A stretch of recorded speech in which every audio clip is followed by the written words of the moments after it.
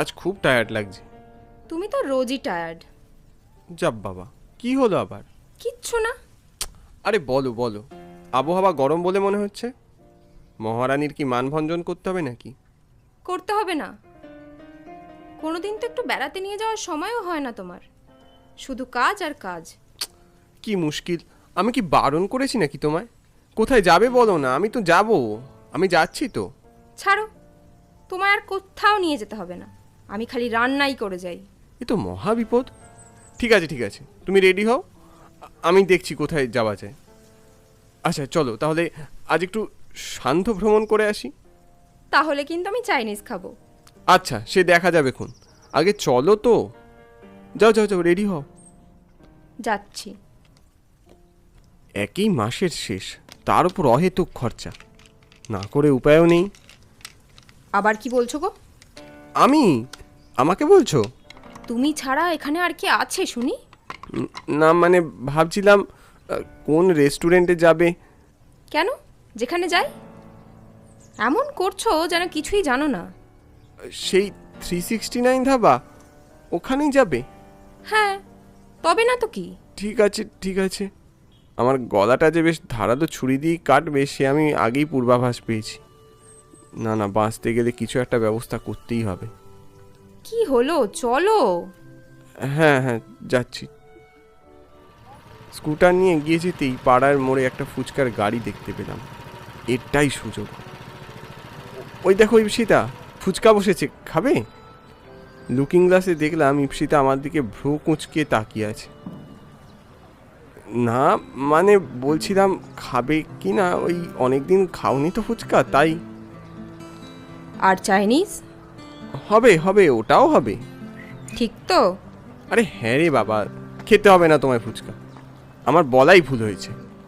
আচ্ছা আচ্ছা, চলো যাই। আমি ভাবলাম তুমি আবার কিপটেমি শুরু করেছো। তুমি আমার সবসময় এরকমই ভাবো না? ছাড়ো, ফুচকা খেয়ে আর কাজ নেই। বললাম তো খাবো, চলো তো। ইপসিতা আমার হাত ধরে টেনে ওই ফুচকার গাড়ির সামনে নিয়ে গেল। দেখলাম শিরনোকা একটা ছেলে ফুচকা বিক্রি করছে। এতটাই ছিপছিপে চেহারা ছেলেটার, ফুচকার গাড়ির পিছনে পুরোটাই ঢাকা পড়ে গেছে। ছেলেটার করুণ মুখটা দেখে আমার স্মৃতিতে যেন অনেক কিছু ভেসে উঠল। ওর চোখে কি যেন একটা মায়া জড়ানো আছে। ফুচকা কত করে? আগে খেয়ে তো দেখুন দিদি ভাই। না না, আগেই বলো, পরে তখন একগাদা দাম বলবে। এ আপনি কি বলছেন দিদি ভাই? বেশি দাম কেন নেব? দাম নিয়ে এত ভাববেন না। 10 টাকায় 5টা দিলে তবে খাবো। আমি 6 পিস দেব। আচ্ছা দাও। এই নিন। শাল পাতা এখন তো আর দেখাই যায় না। তুমি এখানে নতুন না? কখনো দেখিনি তো আগে। হ্যাঁ দাদা, 2 সপ্তাহ হলো আমি এখানে এসেছি। কি নাম তোমার? ভোলা। ও আচ্ছা, বেশি ঝাল দাওনি তো? না, দারুণ বানিয়েছো, তুমি দিতে থাকো। তোমার দেশের বাড়ি কোথায় ভোলা? শীতলপুর। আপনাদের বাড়ি কোথায়? কাছেই, সামনের গলিতে। আবার আসবেন দাদা? আরে আসবো আসবো, নিশ্চয়ই আসবো। আমাকে আর দিও না। কোথায় থাকো এখানে? এই যে হাড়িমোড় বাজার, এখানকার বস্তিতেই ভাড়া থাকছি। ও আচ্ছা। এই ইপসিতা, আর কত খাবে গো? খুব ভালো হয়েছে খেতে, তাই খেয়ে ফেলেছি। চলো, আবার চাইনিজ খাবে তো। এত ফুচকা খেলে তখন আর কিন্তু খেতে পারবে না, আমাকেই গলা অবধি খেতে হবে তখন। পেটটা খুব ভরে গেছে, আজ আর চাইনিজ খেতে পারবো না মনে হচ্ছে। তা বললে চলবে? পরে তো আবার এই নিয়ে আমায় কথা শোনাবে। না রে বাবা, চলো এমনি একটু গঙ্গার ঘাটে গিয়ে বসি। ঠিক আছে, তুমি যখন বলছো চলো। আবার আসবেন দাদা? বৌদি আসবেন? আসবো আসবো। ঘাড় নেড়েও টাকা মিটিয়ে আমি আর ইপসিতা গঙ্গার ঘাটের দিকে এগোলাম। আজ ভোলার কথা হঠাৎ মনে পড়ল। সপ্তাহখানেক কাজের প্রেসারে ওর কাছে আর যাওয়া হয় না। এত ভালো লেগেছিল ছেলেটাকে। সেই প্রথমবারের পর বহুবার আমি আর ইপসিতা ভোলার কাছে ফুচকা খেতে গিয়েছি। কোথাও গিয়ে ওর সাথে আমাদের কেমন যেন একটা আত্মিক বন্ধন তৈরি হয়েছে। কি রঞ্জন, কাজ কেমন চলছে? এই তো স্যার। শোনো, সামনের মাসের 7 তারিখ আমার মেয়ের বিয়ে। তুমি বাড়ির সবাইকে নিয়ে আসবে কিন্তু। এ নাও কার্ড, এখানে সব বিস্তারিত লেখা আছে। হ্যাঁ স্যার, নিশ্চয়ই যাব। অনেক শুভেচ্ছা দেবেন কিন্তু। বলছি রঞ্জন, শুরুতে তো নানা রকম স্টার্টার থাকছেই, কাবাব, পাস্তা থেকে শুরু করে আরও অনেক কিছু। আর কি করা যায় বলো তো? আর কি করা যায়? স্যার, ফুচকা স্টল করেছেন? ফুচকাটা ভালো হবে। কি বলছেন স্যার? ফুচকা খেতে কিন্তু সবাই ভালোবাসে। আচ্ছা বেশ, তুমি বলছো যখন, তো তোমার কি চেনা কেউ আছে যে স্টল ফল দেয়? আমার চেনা তা আছে একজন। তাহলে তুমি এক কাজ করো, তুমি তার সাথে কথা বলে জানাও কত কি লাগবে, আমি পেমেন্ট করে দেবো। আচ্ছা স্যার, সে নিয়ে ভাবতে হবে না। অফিস থেকে ফেরার পথে পাড়ার মোড়ে এগোতেই থমকে দাঁড়ালাম।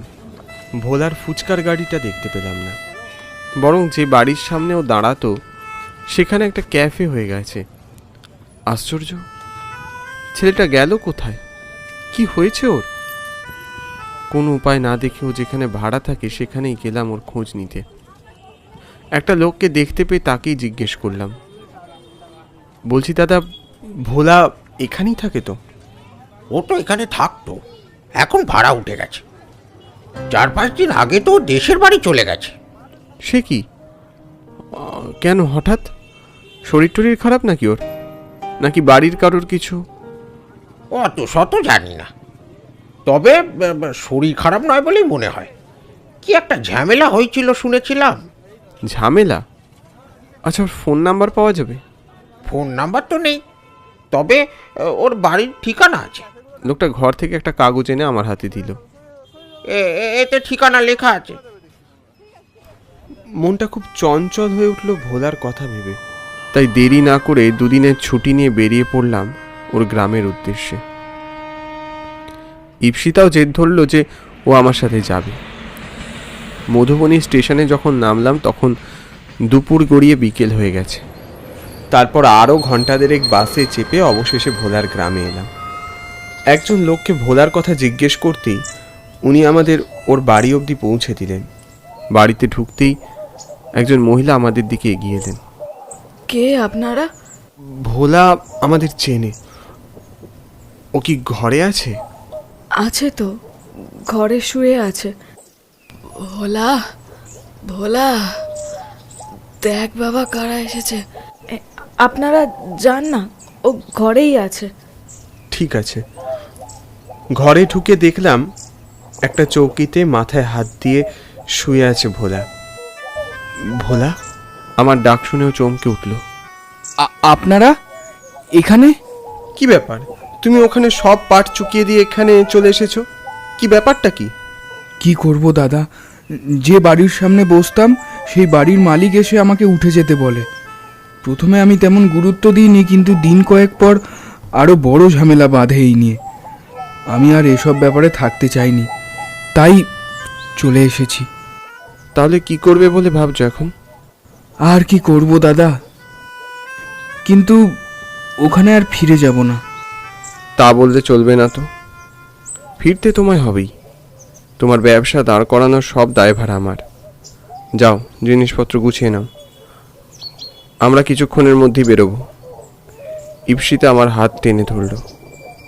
না ইপসিতা, ও যাবে আমাদের সাথে। কি বলছেন দাদা এসব?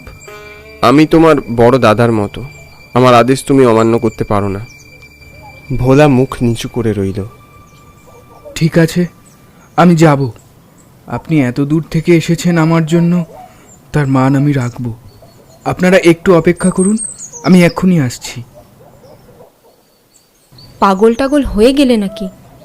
তুমি কি পারবে একজনের দায়িত্ব নিতে? পারবো, এইটুকু আমি নিশ্চয়ই পারবো। তুমি দাদা ভাইয়ের কথা ভুলে গেছো?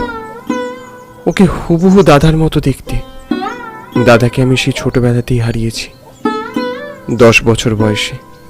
স্কুল থেকে ফেরার পথে রাস্তায় একটা অ্যাক্সিডেন্ট, তাতেই স্পট ডেড হয়ে যায় দাদা। আজও আমি ওর কথা ভুলতে পারি না। ইপসিতা আমার অনুভূতির কথা বুঝতে পেরে আর কিচ্ছু বলল না। ভাই না হতে পারি, দাদার দায়িত্ব তো পালন করতেই পারি আমি।